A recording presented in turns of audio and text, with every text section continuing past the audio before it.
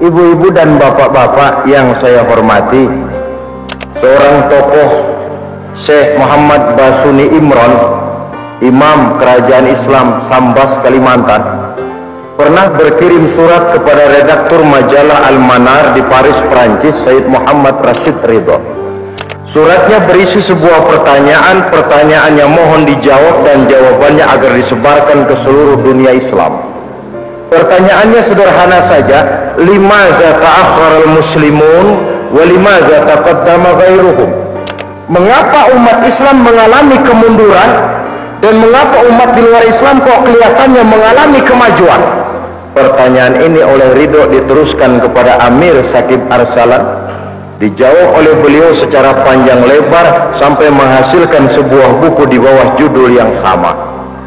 Ibu-ibu dan bapak-bapak yang saya hormati, kata Amir Sakib Arsalan, kita mengalami kemunduran karena kita punya 3 penyakit kronis. Ini penyakit kita. Apa 3 penyakit kronis itu? Pertama, kita punya penyakit hubbul adawah, gemar bermusuhan. Dan orang yang anti-Islam memanfaatkan betul itu. Kalau Islam ini dihantam berterang-terangan, saya percaya umat Islam yang paling tolol sekalipun mesti marah. Sebab setolol-tololnya dia masih punya rasa fanatisme agama. Dia masih sanggup bilang, mas, saya memang gak sholat tapi agama saya dihina, awas. Lumayanlah masih.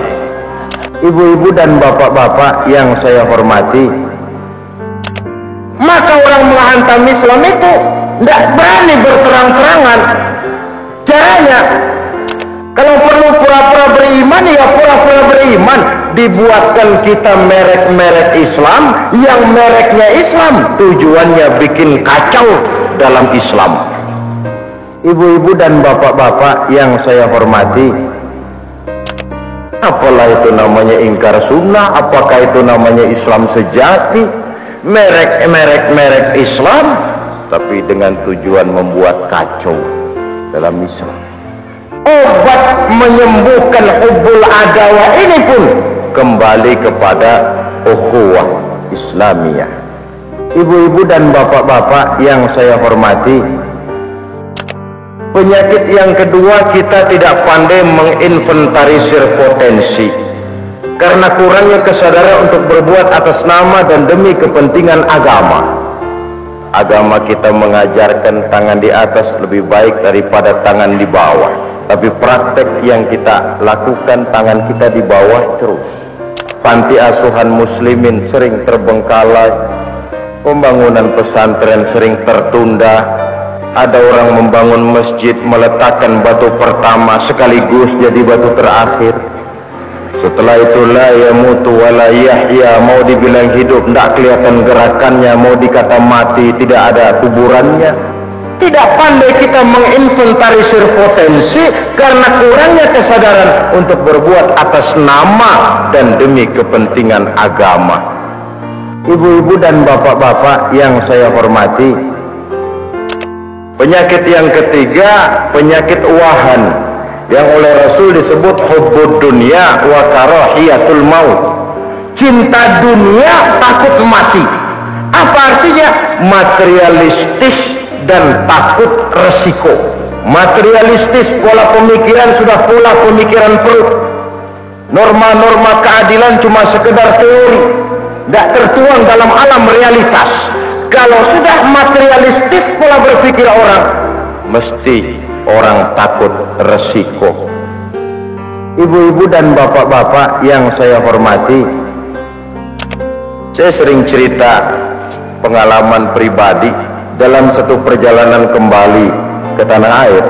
Di dalam pesawat di sebelah kanan saya duduklah seorang Jerman, namanya Heiner Simonsen. Iseng saya ajak kenalan, saya ajak ngobrol. Saya tanya, mas, kalau pesawat yang kita tumpangi ini jatuh ke bawah, kira-kira apa yang akan terjadi, mas? Oh, kita semua akan mati, dia bilang. Apaan sih mati itu?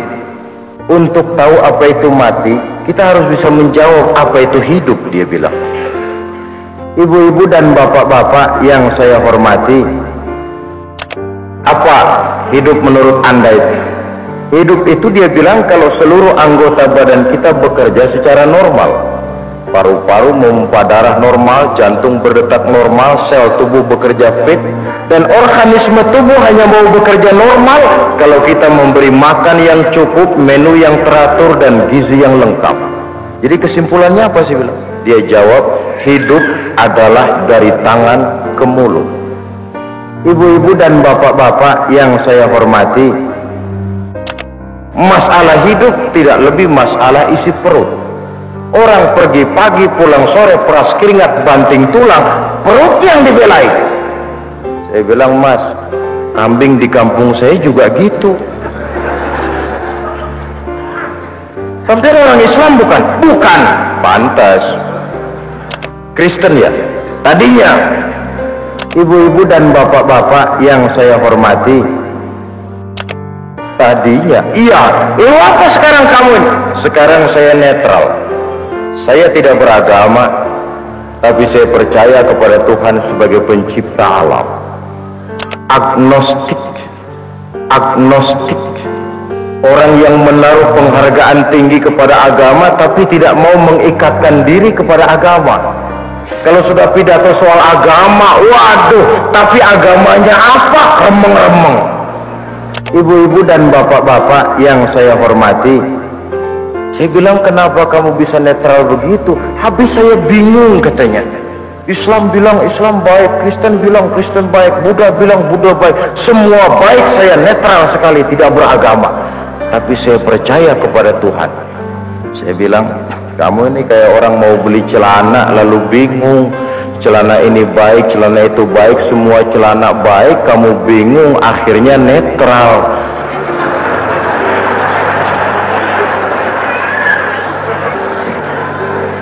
Ibu-ibu dan bapak-bapak yang saya hormati, saya melihat dua pola pemikiran Henner mulai menggejala di lingkungan masyarakat bangsa kita. Pertama, munculnya manusia yang seolah-olah Tuhan yes tapi agama no. Bertuhan tapi tidak beragama. Bertuhan tapi tidak beragama. Yang kedua, materialistis, pandangan hidupnya terbatas kepada isi perutnya. Kalau sudah kemarilah cara berpikir orang, menghadiri pengajian macam begini sudah tidak akan ada gunanya lagi. Kalau sudah materialistis, orang takut resiko takut, sudah tidak ada lagi suara menyampaikan kebenaran, bahkan tidak ragu-ragu menginjak-injak kebenaran. Bertolak belakang lagi kita dengan fungsi yang dicontohkan oleh Rasul. Kalau Rasul, tegakkan keadilan walaupun kepada dirimu sendiri, katakan kebenaran walaupun menghantam dirimu sendiri. Ibu-ibu dan bapak-bapak yang saya hormati, ketika Umar bin Khattab jadi Amirul Mukminin, jadi presiden, yang bertugas jadi gubernur di Mesir adalah Amr bin As. Karena dia tugas di Mesir, tentu penari yang baik, saya bilang tadi, ngerti irama gendang. Mesir negara materialistis, supaya Islam gak kelihatan kere, Amr bin As bangun istana yang megah, memakai pakaian kebesaran, karena orang yang dia hadapi masyarakat materialistis. Ibu-ibu dan bapak-bapak yang saya hormati, cuma yang bikin pikirannya gak enak, di depan istananya yang megah ini ada gubuk reot kepunyaan Yahudi lagi. Ini bagaimana caranya ini supaya gubuk ini ndak ada di sini? Kan ndak enak di depan istana saya yang bagus ada gubuk reot. Ada akal, panggil sajalah sudah kepala tata kota. Ibu-ibu dan bapak-bapak yang saya hormati, ini di depan istana saya mau saya bikin masjid yang besar, buat desain gambarnya, kalkulasi anggarannya, selesai nanti kita bikin tender. Buat selesai gambar, Yahudi dipanggil. Saudara Yahudi, kamu tahu nggak? Enggak. Ya memang saya belum kasih tahu. Ini kamu punya rumah nggak kena lokasinya di sini, kena proyek. Kami mau bangun masjid yang besar. Lalu saya bagaimana? Pindah. Ibu-ibu dan bapak-bapak yang saya hormati, Pak, saya dari muda itu berusaha cuma tinggal gubuk ini saja. pondok kecil, orang-orang dapat pondok indah, masa saya pondok pindah? Udah pondok pindah lagi, sudah ya saya boleh 3 kali lipat, enggak mau Pak. 5 kali lipat enggak mau. Jengkel Amr bin As, panggil kamtib. Ibu-ibu dan bapak-bapak yang saya hormati, derek menangis Yahudi berurai air mata. Tapi pikir-pikir Amr bin As kan cuma petugas, di atasnya kan masih ada lagi khalifah. Lapor ke Madinah, dia dari Mesir mau lapor. Di tengah jalan berpikir, kalau Amr bin As saja istananya sudah begini megah, apalagi khalifahnya. Sampai di dekat Masjid Nabawi di bawah pohon korma bertemu dengan seseorang laki-laki tinggi besar. Ibu-ibu dan bapak-bapak yang saya hormati, selamat siang Pak. Iya. Ada apa? Mau ketemu Khalifah Umar bin Khattab Pak. Istananya di mana ya? Di atas lumpur. Di atas lumpur. Iya. Pengawalnya siapa Pak? Fakir miskin, yatim piatu, orang-orang yang tidak mampu, itu pengawalnya. Ibu-ibu dan bapak-bapak yang saya hormati, pakaian kebesarannya dari sutra Pak? Bukan, pakaian kebesarannya malu dan takwa. Saya nggak ngerti Pak. Ya itulah Khalifah Umar bin Khattab. Orangnya sekarang di mana Pak? Di depan ente. Gemetar.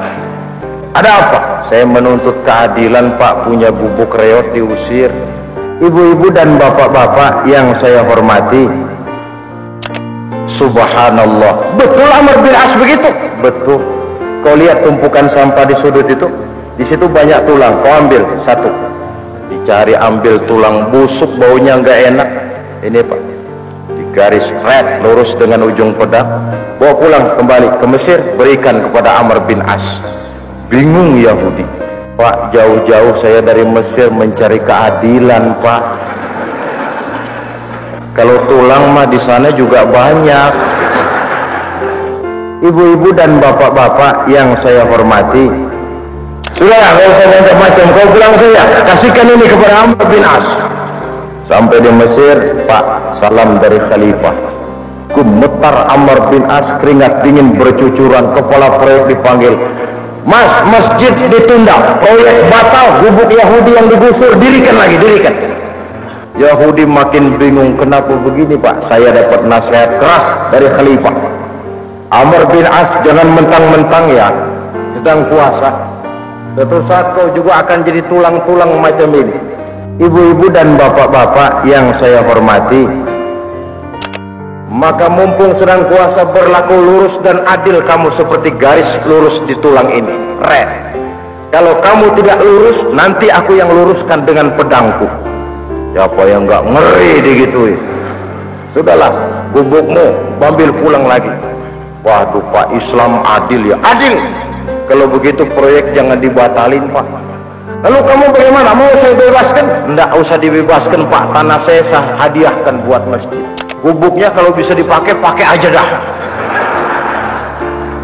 Ibu-ibu dan bapak-bapak yang saya hormati, kok eksistensinya seperti dua tangan ini? Kanan kita tahulah sudah kerjaannya dia terhormat, salaman, tanda tangan, hitung uang, ambil kue, mesti tangan kanan. Kiri nggak pernah protes, tahu posisi. Memang tugas saya bidang pembersihan.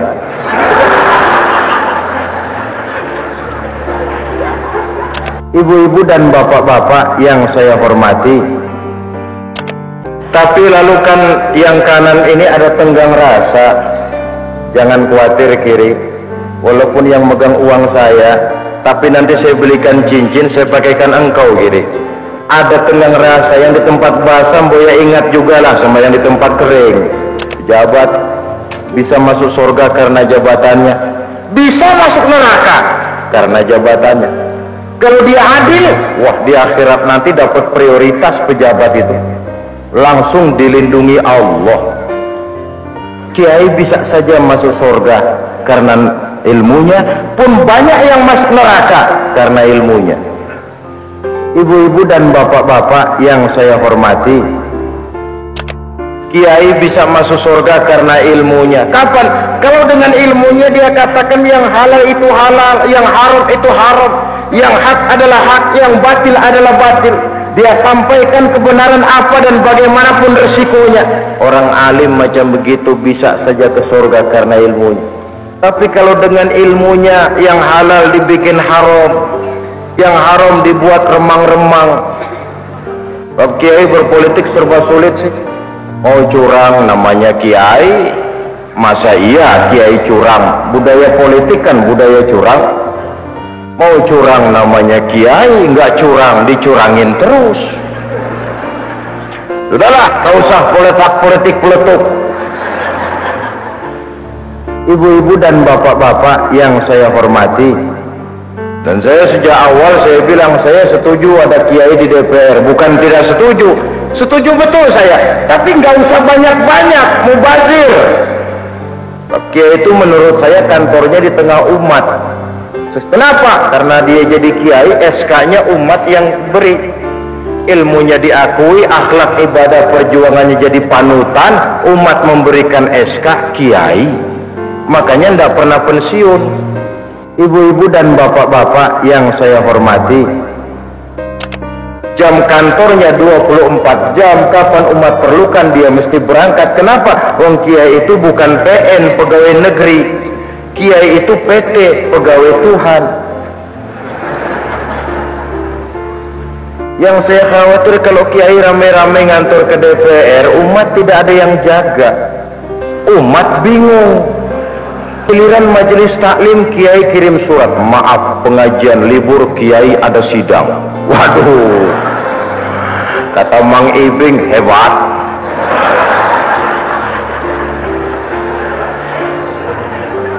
Sudah sidang juga kalah melulu, pengajian bubar.